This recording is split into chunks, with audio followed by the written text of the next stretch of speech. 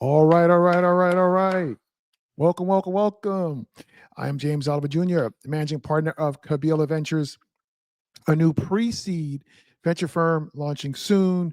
CEO of Kabila, which connects overlooked founders to capital, customers, and co-founders. Husband to an amazing wife, co-founder of the world's cutest twins. Tell us where you're coming in from in the comments as we get going here. Let's get the chat lit up.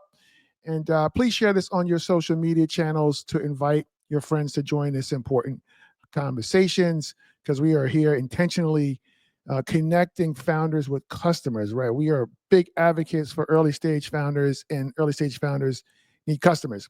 Also, as we get into this, please drop your questions in the comments and we'll do our best to get to all of them. Quick update. If you follow me on LinkedIn, you know that I recently announced that we just started the Kabila Founder Mental Health Fund with a $25,000 grant from Techstars co-founder Brad Feld. We're going to use that fund to pay for therapy for founders in our Kabila community and our portfolio company founders once we launch the fund. Stay tuned for that. More to come. So as I said, the two most important things for early stage founders, customers and capital. We're addressing the capital piece when we launched Kabila Ventures. And we're doing something new to help the founders in our community connect with customers. It's called Kabila Customer Connections. We're glad you're here. Being very intentional about this to bring founders to you so you can learn who they are, what they're building, and why they're building, and become a customer. That's the point of this. So we appreciate you joining with us. And we have a treat for you today. MT Strickland is my Morehouse brother and a great, great dude, man. Like me, he's a Techstars alum, so I'm rocking my Techstars swag today. And he's the founder and CEO of MetricMate. What up, MT? What's going on, everybody? How y'all doing? Good, man. Good to see you. I'm so glad to be with you. We got Omari in the house. What's up, Omari? Good to see you, man. There Please he share is. this out, Amari, on your social channel and LinkedIn. Just reshare it. Tell some people to come join us, man. This is super important. We have got to lift up the founders, the early stage founders, especially the founders here in Atlanta, right? Because Amari's in Atlanta too. 100%. So bro, like let's talk about MetricMate. First of all, please explain to everyone what MetricMate is. No, for sure, for sure. So, one, appreciate you having me on, my brother. Always Of course, good to man. sit down and converse with you and catch up and talk that good talk. So, and definitely appreciative of the platform that you're giving to founders at all stages to be able to be introduced to the world and share their stories and share that information and also make those connections for those initial customers and making sure that we don't get to the point where we're pulling our hair out. So you are the man. I got to give you flowers when I can. Like Well, we early. all still pulling our hair out, right? But we got the founder mental therapy fund to help people who pull their hair out, right? That's it. That's it. Segue. Oh No, but man. Metric Mate, man, we're in the data analytics space, fitness technology. So what we do is we're pretty much a personal trainer in your pocket.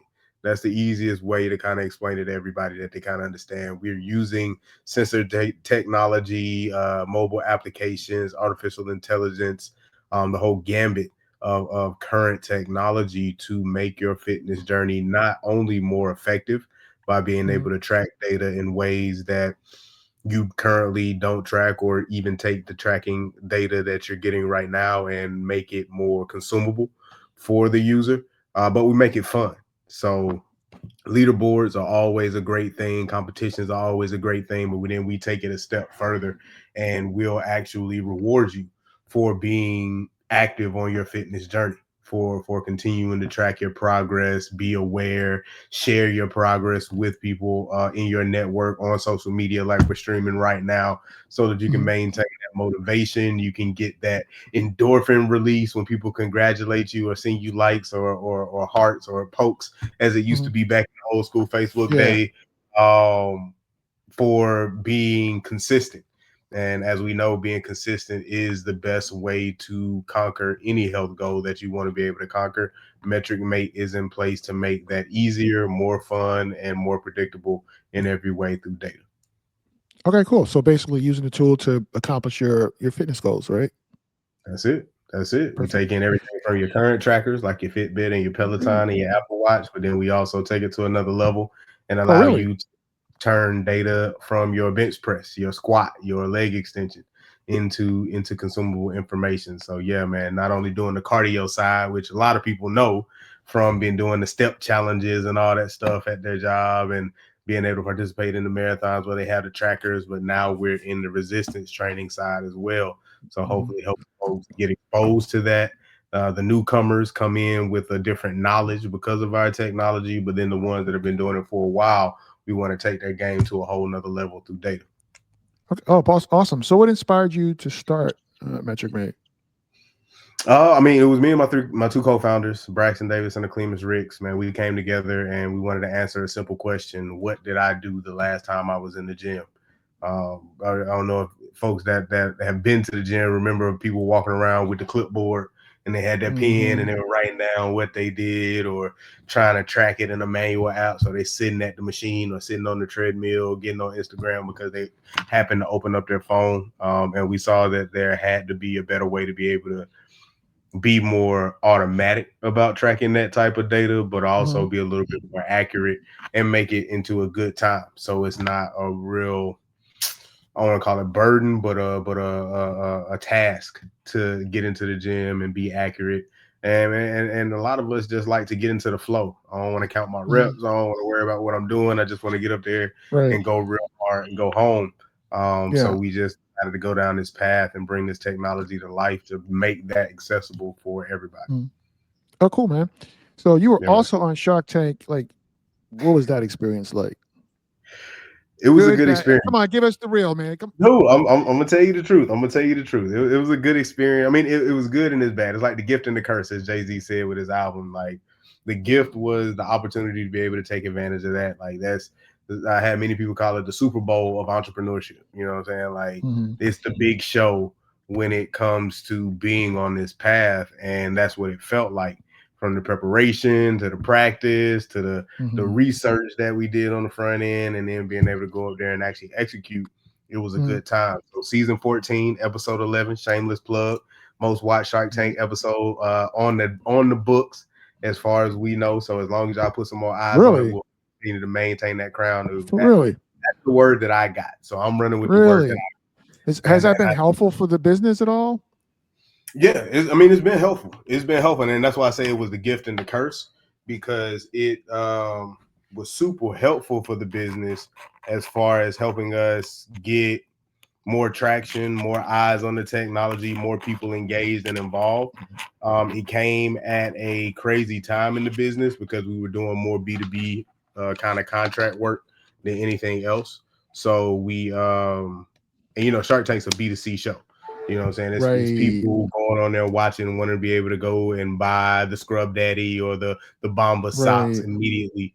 So that had to take a little pivot in our business plan, in our go-to-market strategy, because we were focused more on contract work. And when you're going direct to consumer, that's a different type of communication. Yeah, that's a different type of presentation. So, excuse me, I got burps right now, but so we spent a lot of 2023 post Shark Tank, receiving a lot of orders. So shout out to everybody that ordered their tap sensor. Oh, that's so good. So what's helpful for sales? Yeah, it was helpful for sales. That's good. But then we had to go into the lab and redo our entire app. So we had to redo our app, we had to redo our marketing, we had to redo our website. Like we had to go in and because of that response from the direct to consumer marketplace, we had to go and become a technology that wasn't only accurate but also appealing. So that was the majority of 2023. We rolled that out early in 2024. It's been going like gangbusters. People are loving it. So now that we're on the back end of all of that, like transformation, it was probably one of the best things that we could have did, and we're going to continue to push until we're the most successful business coming off of Shark Tank. Like we want to be that good, man. $10 billion business. Shark Tank. So look, you can see the website right there on the bottom, themetricmate.com. Please visit the website. The whole point of this is to help founders get customers. Founders need customers. Like if you're into fitness, please go visit the website, themetricmate.com. Check them out. If you're an early stage founder, we do these things regularly. We're paying for founder therapy. We're raising a fund to invest in founders in our community. Like join our communities. HTTPS kabila.mn.co. I probably need to put that in there because I don't think it'll open if you don't put the HTTPS:/. I'll fix that in a second. Like I think I just dropped today, Anastasia Simon, who's now the managing director of the Techstars Water Tech, Clean Tech accelerator down in Alabama. She's coming into the community. We're doing a private event. And it's like when investors say, so tell me about yourself. How do you answer that question? How do you tell your story? Like if you're not doing that well, you're missing out on an opportunity to make a meaningful connection and move deals forward, to close faster with investors. So, join the community and take advantage of these things. We got some really awesome other things coming down the pike too. But we want to do these like every other week or so. We would love to feature you, help you connect. I have like 5,000 plus people following me on LinkedIn and another several thousand across multiple platforms. We want to be helpful. So like tap in, join us. Okay, so if we got somebody throwing a little shade. I don't know if Said is saying shade like most watch, like, come on, like they don't believe you, Said don't believe you, or Said is like, oh, come on, wow. Like, Come on, which is Sid. it, Said? Which Yeah, is it, Said? which one? Which is it? Like, Have you watched it, Sid? Have you put your eyes on it yet? Then I don't want can to you hear anything. can you put the link to the episode? You didn't got. You probably don't have that at the ready. Hey, Drop while that you in the play, comments. you stay ready. You'll have to get ready. That's all I got to say. Drop that in the comments. So I'm just waiting for Said to come back and clarify what that Clarify. comment means. Please clarify that for us. You throwing shade, or you like, wow, that's incredible. Okay, a comment coming Nah, in. Sid I my G. believe. I know she's not. She's the homie for sure. Fantastic. Thank you so much, Seth. Appreciate it. I think I met Seth at the Techstars Atlanta at last demo day they did. I think I Yeah. met Seth then, or maybe it was when David was in town. David Cohen was in town. Seth has the like the Uber audio rental stuff. Is that Seth's business or Yeah. something else? Stage Wing. Shout out Stage Wing for being That's it. Shout absolutely out to Stage amazing. Wing. That's what's up. Yeah, Stage Wing. Drop the link to your website, Seth, in there too, because we here to promote startup founders, right? Stages, stagewing.com, whatever it is, please drop it. So let's see. What do we got? What else? Okay, so I don't know if I asked you this question. Maybe I didn't, but I mean to. Any suggestions for people trying to get on the show? And before you answer that, I will say I was on CNBC's version of Shark Tank a Yeah, I long time remember you ago. told me. Long time ago. So that was not a great experience for me because they edited it and chopped it up in a way that made me look bad. I did get some sales out of it. I think we got about, I don't know, maybe like $5,000 or $6,000 in sales out of it.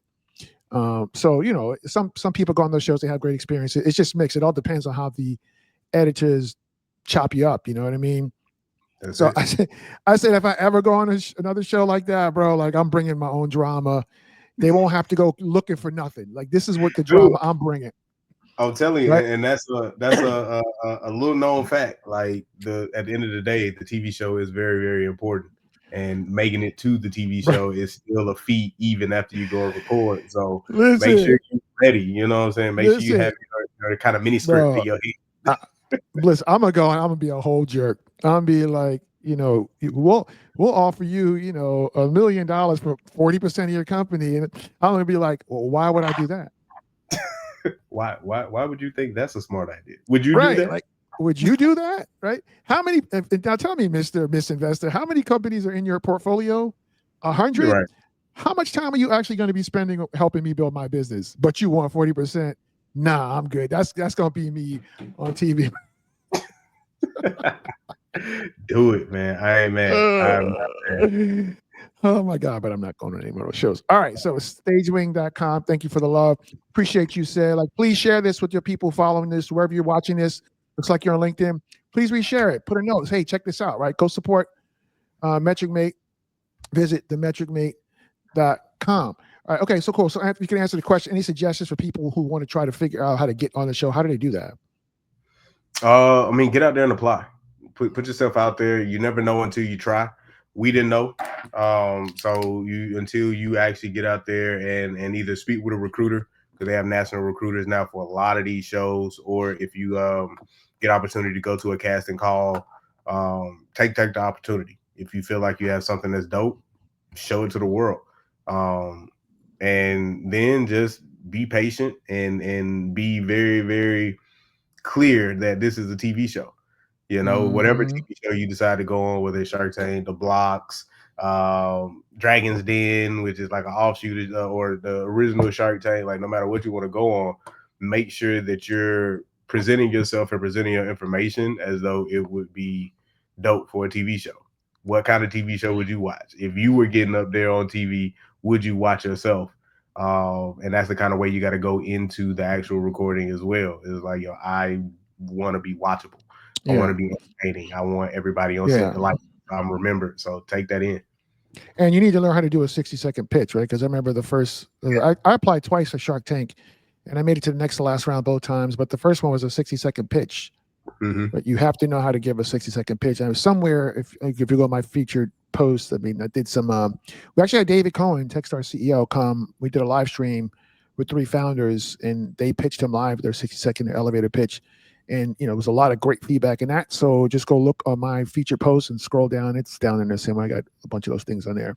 Hopefully that will be helpful. If you're watching, again, let us know where you're coming in from.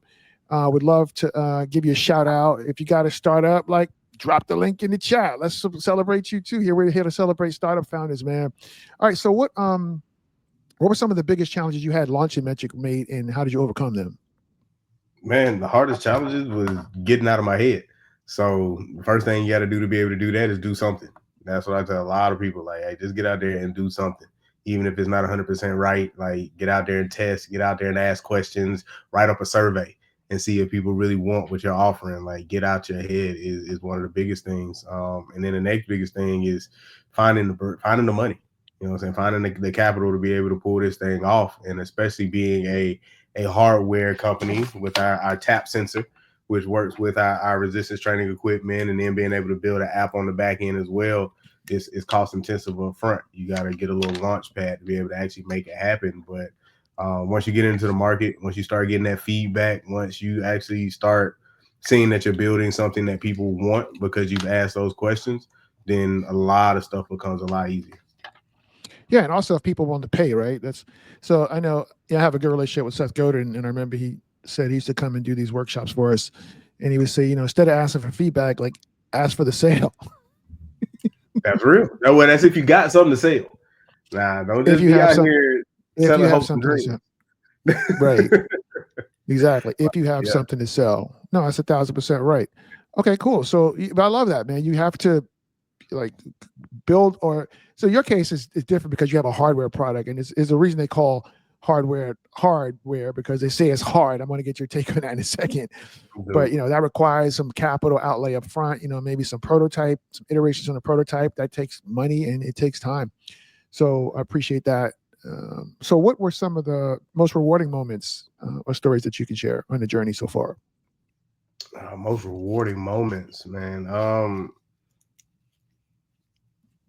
wouldn't even say it's like getting recognized, but people recognizing your work. To get into the point where, like you said, you're out there, you've got something that's functional, whether it's fully functional or not, and you're letting folks be able to use it. You're letting folks get exposure to it. You're doing interviews like we're doing right now, where you're talking about it and you're letting the idea kind of flourish on its own. And then just folks kind of recognizing your work in the space. It's like they might not know you, but as soon as you say your company name, they're like, oh yeah, I heard about that. That's one of the best feelings, especially as an early stage founder, that I feel like I've got. You know what I'm saying? Pre-revenue, pre-capital investment, pre any of that, is kind of like that's the fuel for the fire to keep you pushing on. When you think that things aren't necessarily going in your direction, is when your effort is being recognized. You know what I'm saying? Not necessarily you, but your company or your product or your innovation in the space. That's super dope. Well, presumably some of those people are talking about your actually customers, so they're actually providing revenue, which is even better, right? You know what I'm saying? That would be better. You know what I'm saying? It would be better. But like you said, dealing with the hardware space, there's a runway in between then and between conception, invention, and revenue.